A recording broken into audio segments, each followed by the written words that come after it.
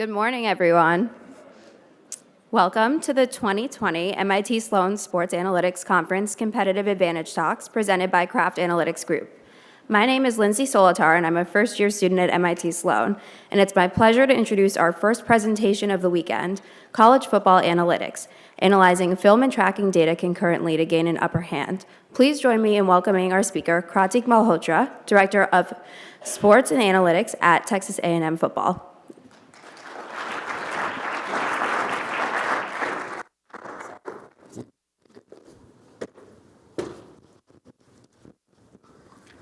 All right, thank you so much, Lindsay. All right, before I start off, just a pro tip. Never wear new boots on the morning of a conference. It hurts. All right. I work for Texas A&M Football. What's up? All right. I'll talk about a scenario here. We got 10 seconds left on the clock. We need a touchdown to win the game. The head coach is about to call the play, and the sports scientists and the performance analysts see the head coach walking towards him, and they get scared. And the head coach is marching faster and faster and faster. He gets to them and he's like, "Tell me, what receiver do I need to put in the slot in order to call a perfect play, in order to score a touchdown?" They do the analysis. They see the change of direction numbers through the GPS. They see a player's heart rate. They see the past trends. They see whom he's going to match up against, and they make a suggestion. The play starts. The quarterback rocks back, throws a perfect pass. The receiver jumps, catches the ball, stutters, walks into the end zone, touchdown, and they win. That never happens. My name is Kartik Malhotra, and it's a pleasure to be here. So the topic of my presentation is analyzing film and tracking data concurrently and how it gives us a competitive advantage in playing in the SEC. A little bit about my background. I studied engineering, like most Indians. In India, we say we first study engineering, then we figure out what we want to do with our lives. So I studied engineering, and then I came to the US to study a master's program in sports analytics. I've been working in sports analytics for 11 years now. First it was India, and now it's the US. And I specialize in machine learning, data visualization, and data mining. I've split up my talk into 3 sections, basically. The first one is video coding, which is basically film. The second one is football analytics, and the third one is basically player tracking. It was 2013, and we were about to go into the football season, and I had just joined Florida State with Coach Fisher, and we wanted to find out trends, like our own trends, self-scouting. But the problem was that all the past data that we looked at, there was stats came up with an ICE system which gave you, hundreds of metrics. The problem was every time we look at data, we're playing in the ACC. So there are probably 4 big games that you play in a year. So the data that we got was probably not good data, because for a lot of the other games, in the second half, you're putting your backups in. Secondly, like a bunch of our players, because we play college football, a bunch of our players leave after the end of the year. So again, the data was insufficient and limited and probably not good. And so what we had to do was we had to go back and we decided, I spoke to multiple NFL coaches and college football coaches and obviously guys who are on staff with us. And we came up with a system wherein we said, all right, we are going to have a PFF-like report for every single practice. So for a quarterback, seeing completions, incompletions, all that stuff. That was the reason why we came up with it. Second main reason for doing that was that it completed the whole picture, because we had the GPS, we had heart rate monitors, we had biomechanic sensors. But that gave you information about an athlete's fatigue, about an athlete's movement, about an athlete's athletic performance. We didn't have anything that could quantify an athlete's football performance. And that was the reason why we did it.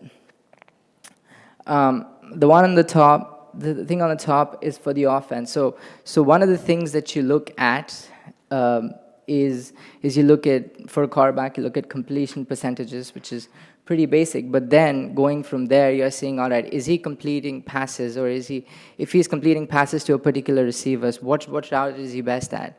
What's the best play that he's in? What's the best play that he's running? For a receiver, what catches is he dropping? Does he fare good in a particular play? Does he fare good in a particular route?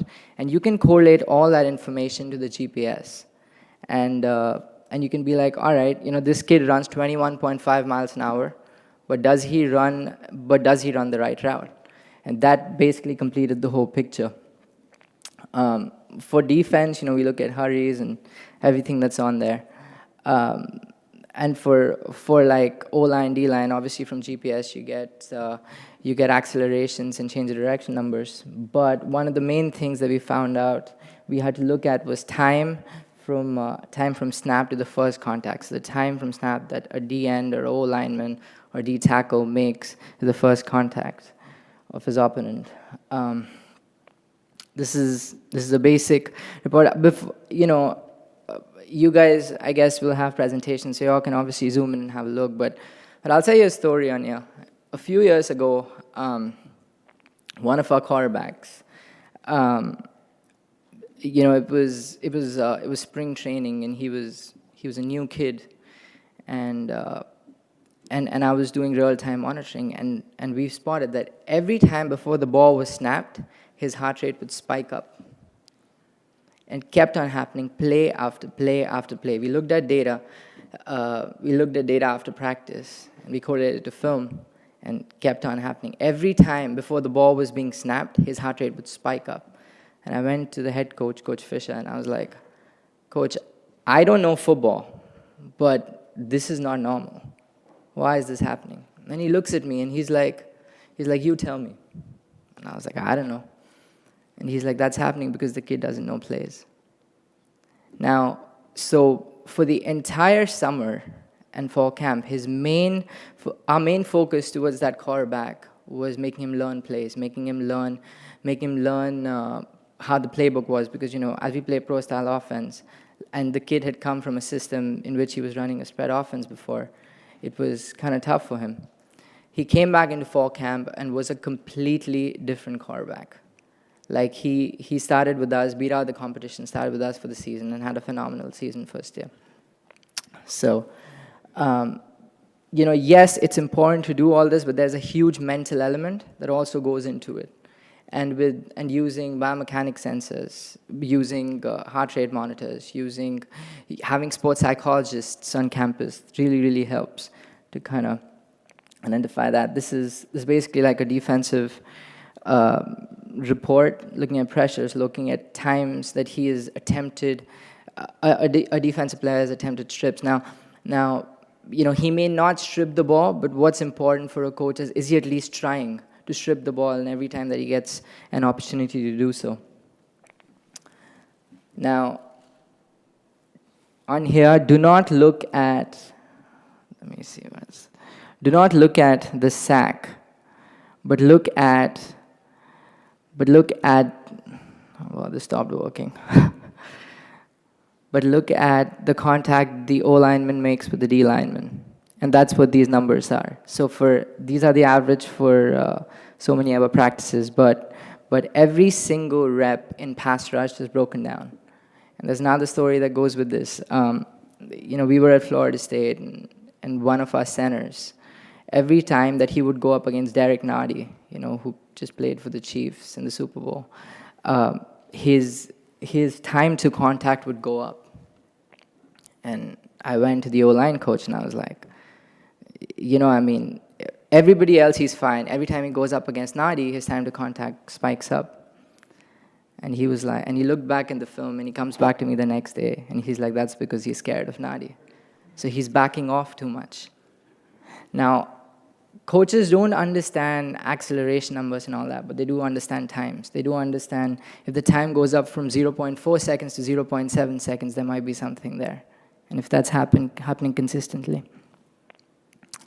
So the second part of my segment, so that was for self-scouting, but then looking at opposition, yes, you know what you want to do, yes, you know how you're going to do it, you know what your playbook is, but then how do you use that in order to beat the opposition? Okay, well, sorry. So for a defensive coordinator, what's really important is coming up with single variable, double variable, and multivariable tendencies. And it helps us solve a particular aim. The first one is to obviously determine play calling tendencies. Second thing is that it helps him write practice scripts. And I'll kind of go into that in a second again. But the third thing, the most important reason why single variable, double variable, multivariate tendencies are so important, because it helps them come up with cheat sheets. If you see this particular thing, what happens? Because you aren't allowed to use iPads and computers in boxes. We came up with the run pass algorithm in 2016 when we were about to play Michigan. We couldn't use it real time, but that's a real time algorithm. We still come up with this so that the coaches can train their brain before a particular game. The accuracy that we had just from 5 major variables, down, distance, hash, personnel, down, distance, field position, hash, and personnel, 5 things. 5 things that a coach needs to take into account before a team actually lines up. The accuracy was 79.4%. We got 54 of the 68 plays correct. That accuracy goes up the moment you add into the formation. It goes further up if you add into it the back set. How many of you are familiar with the filter system, or like creating filters in Excel? Most of us, right? Brilliant. So we came up with like a fancy filter system. I said, all right, all these players are going to show up, and the numbers and plays are going to show up on a football field. And a defensive corner was like, look, I don't want that, give me Excel. So scrapping that, we came up with an Excel system. But what this does is, it's kind of blurry. But what this does is, it basically tells him, when he can just click through the whole system, it basically tells him on a particular situation, what is the team running? What's the exact play that a team's running? What's the strong route? What's the weak route? And that really, really helps. This is, again, we know what we are doing this, all this, and having our coaches buy into the data, it's absolutely valuable because it really, really helps us change or tinker as to what we are doing, and that's where self-scouting comes in, seeing what's working, what's not working in practice, and again, comparing that, matching that with the tracking data that we get. Now, NFL teams are blessed and fortunate to actually get tracking data on their opposition from Zebra. We didn't have that. We wanted to do something similar. So I've pulled a couple of PhD students in, and I was like, my background is machine learning and AI and all that, and we pulled a couple of people in, and we were like, all right, let's build an in-house, computer vision system that can potentially pull data of broadcast film. And we did that. The advantage that it gives us, it helps us when it comes to recruiting, and I'll talk about it, helps us filling the holes. But it's massive for us in matchups. And I'll kind of go into that in a second. It also helps us kind of build up simulation models. These are all the metrics that we look at, and you're going to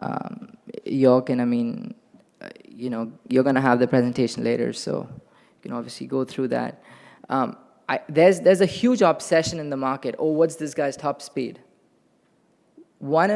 Top speed's good, but it's also one of the most, if you're looking at football, just strictly football, it's one of the most worthless metrics to have, because it just tells you an athlete's top end. Seeing how much time an athlete takes to go from 0 to 5 yards, zero to how much speed can he go when he's in the first 5 yards, in the first 10 yards is massive. And I'll give you an example. Devontae Freeman's top speed that we ever recorded at Florida State was 20.4 miles an hour. But his awesomeness was that he could go from 0 to 18 miles an hour in about 8 yards. So by the time you're snapping, he's gone. And that's why, like, if you talk about hitting the holes, like, he could have done that, like, at a really high acceleration. And that's why, like, looking at all these metrics are so important, instead of just looking at top speeds and all that. I'll give an example of how we do matchups here. A DB the main strengths of a DB is change of direction after he backpedals, his acceleration after the turn, and his second and third acceleration. So after he's running, what acceleration can he generate to actually keep up with the wide receiver? For a wide receiver, that's the wide receiver, this acceleration in the picture. The first one is his takeoff. The second one is when he gets to about 3 to 5 yards of a receiver, and his ability to stick his foot in the ground and generate that acceleration so that he can get away and create that separation. The third one is once he has gone past the DB, to create that separation, to pull himself away. So this is from like a computer vision system. The one on the left, the guy on the left is one of the Clemson receivers. His main strength was the second acceleration. So whenever he got about 3 to 5 yards close to a DB, he could stick his foot in the ground and create that 5, 6, 7 yard separation, which was huge. The defensive back, like in the middle, DB1, he's a straight line guy. Doesn't really have much change of direction. One of the mistakes that we made, actually, I don't want to go into that. Yeah, but he doesn't have the best change of direction. The second DB right here has great change of direction, has a good top end speed. So when you're matching up against that particular receiver, you want to match that guy up against that particular receiver, because then you're comparing apples to apples. Otherwise it can be very, very off. If you're just looking at top speeds, the guy in the middle has like a higher top speed because he's more of a straight line guy. His top speed that we recorded was 22.6 miles an hour. Phenomenal. But the kid cannot change direction. The guy on the right probably doesn't have as much of a top speed. His top speed was 21 point something, but his acceleration metrics and change of directions were brilliant, making him a better football player. This is the data. This is the way the data is presented to the coaches. I mean, I haven't included change of direction on there, but these acceleration numbers for a particular team, our head coach gets that.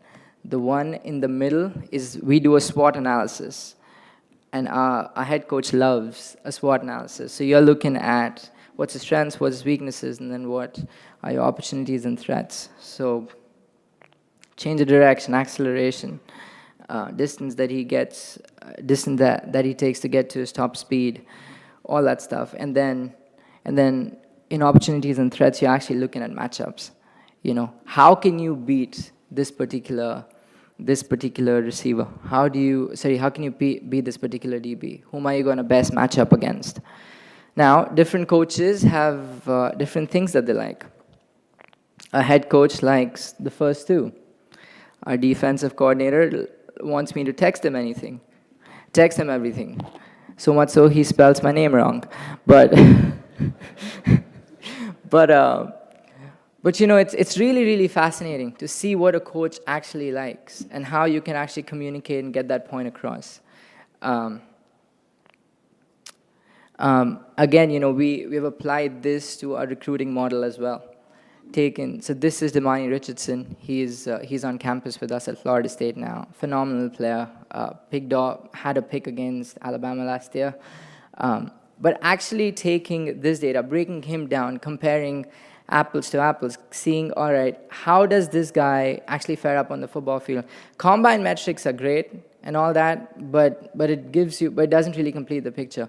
For example, if you're looking at receiver, you want to see if you need a guy whom you want to run like long routes, go routes, post routes. you want to see what is he actually hitting on go and post routes, in his high school or in his college, so that when he comes to college or when he comes to the NFL, how can you actually use him? If you're just looking at combine numbers, it can be, it doesn't really tell you the whole story. And again, we do SWOT analysis on the kid, and we break every single recruit down the same way. So, how does that particular recruit line up against the kid, every single kid that we have played up against, every single kid that's on our team? Because at the end of the day, the goal is to fill the holes. We want to get somebody whom we don't have, some hole that you're trying to fill. If you get 5 players who are exactly the same, it's okay, but you'd probably do well if you have a little more diversity. You can probably run a lot more things. So here we're at the final slide. I sport. You do all this, but this is football analytics. It's really, really important to actually take sports science into account. Our quarterbacks wear biomechanic sensors. Our kickers wear biomechanic sensors. Everybody has a GPS. We use sleep monitors. We use force plates. We use node board systems. Taking all that data into account is very, very beneficial when it comes to actually completing the picture. Self-scouting has been huge for us, and again, combining information, combining variables is very important, because once you know your own strength is when it becomes easier to exploit what the opposition's doing. Since 2013, we have obviously, depends on cornerbacks and all that, but we have seen that we are able to execute a lot more successful plays. Opposition analysis, again, is extremely, extremely crucial, because it's good to see what an opposition's doing, and it's massive to strategize against them. And again, it's huge for us in recruiting. So that's all from me. I'm Kratik Malhotra, and thanks for having me. Any questions?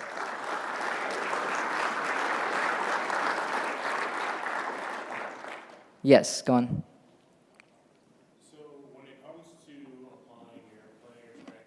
Yep. Mm-hmm. Specifically to recruiting data. Yep. That's a huge thing. I think one of the main reasons.